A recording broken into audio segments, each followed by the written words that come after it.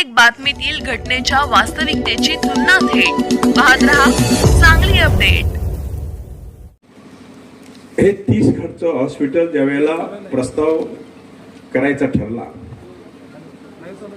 त्यावेळेला जनरल मध्ये गेलो आम्ही, पण जनरल मध्ये गेल्यानंतर आम्हाला समजलं की ह्यातून जनरल मधून पैसे मिळणार नाहीये। तसा पीए जरा आमचा चाणाक्ष असल्या कारणानं ते म्हटलं भाऊ आपण अनुशेषात जाऊया, पण महाराष्ट्र शासनानं अनुशेषामध्ये महाराष्ट्रातली काही ठराविक गाव घेतलेली आहेत। आम्ही ती लिस्ट काढली, कुठली कुठली गाव आहे बघितली, त्यामध्ये आमचं बेळंकी गाव मिळालं आणि तो प्रस्ताव टाकला। अनुशेषामध्ये पैसे भरपूर असतात, शिल्लक राहिलेले असतात, असे जनरलमध्ये तुमच्याकडे पैसे खूप कमी होतात आणि हा प्रस्ताव टाकला आणि हा प्रस्ताव त्यावेळेला मला वाटतं 2-3 वर्ष 4 वर्ष झाली याला हा प्रस्ताव मंजूर झाला आणि त्यावेळी आम्हाला 16 कोटी रुपये आम्हाला ह्यावेळी त्यावेळी मिळाले। आम्हाला एका छोट्याशा गावामध्ये ग्रामीण रुग्णालय एवढं मोठं उभं राहतं। आज सलगरमध्ये पण आपल्याकडं उपकेंद्र उभा केला, आपण पीएससी ना, पीएससी उभा केली, तसं आपण आरगला पण आपण रुग्णालय उभं केलं आणि ह्या पद्धतीनं ही रुग्णसेवका हे तर सगळे आपल्याला व्यवस्थित करण्याचं आपल्याला आपलं शासन होतं, त्यावेळी आपल्याला ते भाग्य मिळालं। आता हे सगळं करत असताना सगळं फुलफिल झालं असं नाहीये। डॉक्टर साहेबांनी सांगितलं की काय कमी असेल ते आम्ही फुलफिल करू, काय असेल ते त्यांनी मागणी करायची, मागणी केल्यानंतर आणखी ते मिळणार आहे, सगळं झालं।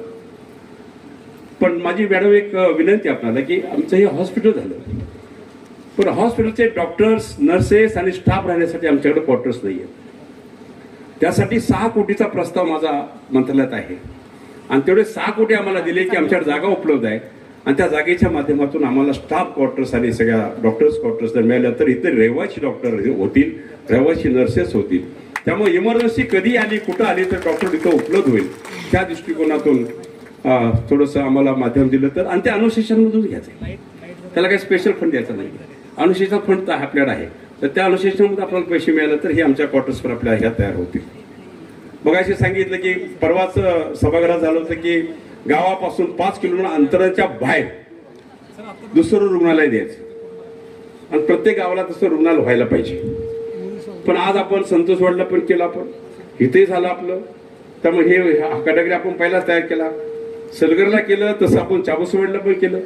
अशा बऱ्याच गावातून आम्ही 5 किलोमीटरच्या अंतराच्या आत बाहेर थोडंसं वहिनी काय व्हायचं, सगळं गेलं की 4.5 किलो भरायचं, मग आम्ही गावाला वळसा घालून जायचं 5 किलोमीटर द्या आता, बरोबर ना। आपल्याला काम करायचंय, कसं करायचं तर त्या माध्यमातून आपण करायला पाहिजे, लोकांची मागणी आहे तिथं आणि आरोग्यासाठी आपल्याला ते करायचं। तर ह्या दृष्टिकोनातून हे करत असताना खूप आनंद होतोय की आज एवढी मोठी वास्तू आम्ही असू नसू, पण ही वास्तू कायमची इथं राहिली, आरोग्य झालं, इथं सगळं तयार झालं। त्या 30-35 गावासाठी ही मोठी सुविधा तयार झाली। याच्यानंतर सिव्हिल हॉस्पिटल आहे, इथं काय उपचार थोडा कमी पडला तर आपण सिव्हिल हॉस्पिटल अटॅच करू शकतो ताबडतोब, पण प्रथम उपचार इथं व्यवस्थित झाला तर निश्चितच त्या रुग्णाला जीवदान मिळेल अशी मला विश्वास वाटतो। तर ह्या दृष्टिकोनातून हे काम करण्याचे होतं। हा उद्घाटन घ्यायचं, मग अशी मध्यंतरी डॉक्टर कदम डॉक्टर आले मॅडम, आपण ते उद्घाटन घ्यायचं, सगळं तयार झालंय मॅडम। लवकर उद्घाटन घेतलं तर त्याचं मेंटेनन्स होत नाही म्हणून, आणि जर वेळ लागला उद्घाटनाला तर मग त्यामध्ये त्याचं मेंटेनन्स निघत राहतं। त्यामुळं आता हे टायमात उद्घाटन झालं, टायमात रुग्णालय तयार झालं आणि ह्या रुग्णालयाची सुखसोयी इथल्या 35-40 गावांना इथं मिळाली, ह्याच्यापेक्षा आनंद मोठा काय आहे। आणि निश्चित असा हा हायवे गेलाय, ऍक्सिडेंट होत असतात, गरिबी असते, सर्पदोष असतो, चापल्या कुत्री चावतात, काय लय बरंच काय घडतं। तर त्या दृष्टिकोनातून डॉक्टरांना मी सांगितलं ही औषधं सगळी आपल्याकडे उपलब्ध पाहिजेत। इथून पुढं मला फोन नाही आला पाहिजे की आपल्या ग्रामीण रुग्णालयामध्ये हे नाही, असं नको व्हायला। जेवढ्या आपल्या कक्षेत आहे त्या सुविधा सगळ्या आपण तिथं दिल्या पाहिजे, ह्या दृष्टिकोनातून काम केलं पाहिजे। ही इमारत उभा करण्यासाठी सगळ्यांचं श्रेय आहे मॅडम। गावानं हे उद्घाटन हे रुग्णालय आपल्याला मिळालं, गावाने येऊन पण पाणी मारलेलं आहे, काही वेळेला कार्यकर्त्यांनी येऊन पाणी मारलं त्याच्यावर, अशा पद्धतीत हे काम चालू झालं। आज हे रुग्णालय आपल्याला उपलब्ध झालं। परवा दिवशी मंत्रालयात आम्ही विचार केला, पाऊस पडायला वरती खूप, पण खाली पाऊस नाही आपल्याकडे, जत नाहीये, कवठेमंकाळ नाही, मिरज पूर्व भाग नाहीये, खानापूर आटपाडी नाहीये, तिथं तासगाव पूर्व नाहीये, सांगोला मंगळवेढा पाणी नाहीये. आपण पाणी तर नदी भरून चाललं. उद्या पाणी वर पाऊस पडायचा बंद झाला, नदी आटली तर पुन्हा हे पाणी फुकट गेलं असं होईल. हवं त्या पद्धतीनं आम्ही आपले मुख्यमंत्री यांना मी विनंती केली, देवाभाऊ आम्हाला हे पाणी जर आम्हाला आता उचलून दिलं तर आमच्या ह्या दुष्काळ भागाला चांगला उपयोग पडेल. 1 मिनिट वेळ न लावता त्यांनी राधाकृष्ण वॅकेटला सांगितलं की हे पाणी सोडायची व्यवस्था करा. तिने सांगितलं 10 कोटी MSCBचे बाकी आहेत, त्यामुळे MSCB कनेक्शन जोडणार नाहीये, ते तुमच्या स्वनिधीतून भरा असा आदेश केला.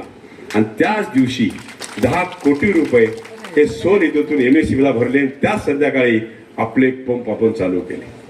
आता जेवढं पाणी आहे तेवढं उपसायचं आपल्याला, पाणी प्यायला ठेवायचं आहे. बाकी शेतीला जेवढं जाईल तेवढं जाईल, किती टिकेल काय टिकेल हे मला माहित नाही.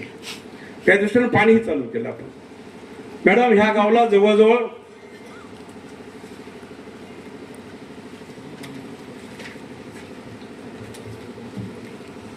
ह्या गावाला मी इथं आमदार 2009 साली झालो.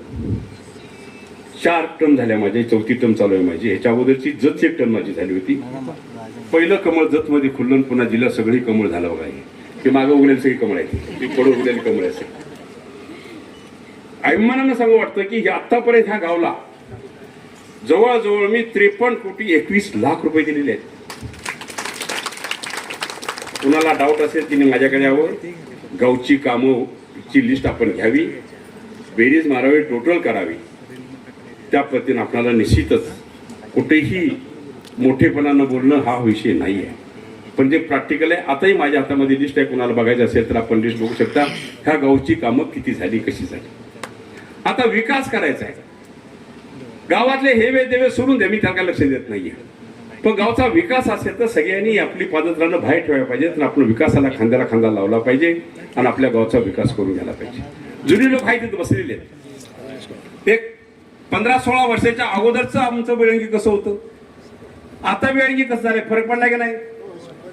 पडलाय ना, अजून फरक होणार आहे. मॅडम आरोग्य झालं, तिथं मंदिरं झाली सगळी. मॅडम आरोग्य झालं, मंदिरं झाली, रस्ते झाले, इथलं काय काम जवळजवळ बाकी नाही. मग तुम्हाला सांगितलं की मी आता पुढल्या स्टेजला चाललोय. माझी गावं मागणीमुक्त होण्याच्या मार्गावर आहे, त्यासाठी मागणीमुक्त करायच्या मार्गावर आहे. कोण काय बोलतो, कोण काय बोलतं, काय बोलायचं ज्ञान आहे, कोण त्यांना शिकवतं, शिकवणारा तर ज्ञान आहे का? तर ह्या सगळ्या गोष्टी जर आपण अंमलात केलं तर ते सोडून द्या. आपल्याला सगळ्यांना विकास करायचा आहे. आपलं ध्येय विकासाचं आहे, गोरगरिबांची सेवा करायची, ह्या दृष्टिकोनातून आपण सर्वांनी प्रयत्न करायचा आहे. मॅडम आपण आलात, खूप बरं वाटलं, कारण ह्या भागात तुम्ही कधी येत नाही सा. पण मला म्हणली सांगली जिल्ह्याला यायचं आहे, मी येणार. आणि आज तुम्ही आला, आज तुम्ही तुमच्या हस्ते ह्या हॉस्पिटलचं उद्घाटन झालं. ह्या दृष्टिकोनातून आज सुंदर असा विकास, एक शोभा, गावची शोभा वाढवली, विकासात भर पडणारी आणि देखण्या गावासाठी शोभा वाढणारी ही हॉस्पिटल इथं सुंदर उभा राहील. हे अभिमानाची गोष्ट आहे. एवढ्या ग्रामीण भागात, एवढ्या छोट्या छोट्या गावामध्ये एक असं हॉस्पिटल उभं राहतं, हे मला वाटतं तुम्ही सर कधी अपेक्षित धरलं नव्हतं, पण हे झालं.